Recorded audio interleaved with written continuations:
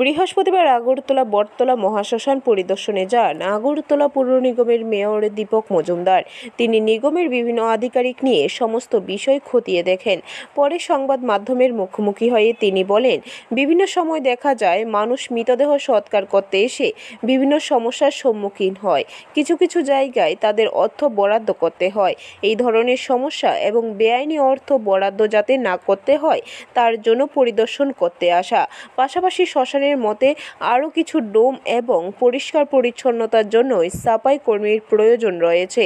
অতি সত্বর নিয়োগ করা হবে বলে জানান তিনি।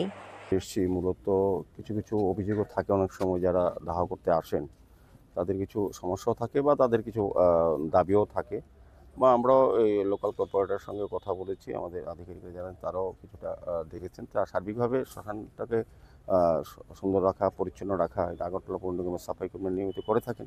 তারপরে দেখা কিছু কিছু কাজ আরও যাতে ভালোভাবে করা যায়, বা যারা এখানে সৎকার করার জন্য আসেন তাদের যাতে যে অসুবিধাগুলি আমরা শুনি অনেক সময়, সেক্ষেত্রে ডোমের ক্ষেত্রে যেমন ডোমের প্রয়োজনীয়তা অনুভব করেছি আমরা নিয়োগ করবো এবং নিয়মিত সাফাই কর্মী আরও বেশি লাগাবো।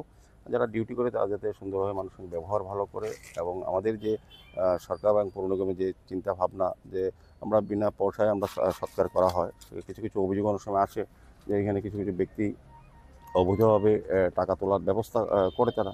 এটা আমরা সবটাই সঠিক বলবো না, তো কিছু কিছু ক্ষেত্রে এরকম অভিযোগ থাকলে আমরা আধিকারিকদের বলা। ব্যুরো রিপোর্ট, খবর ত্রিপুরা।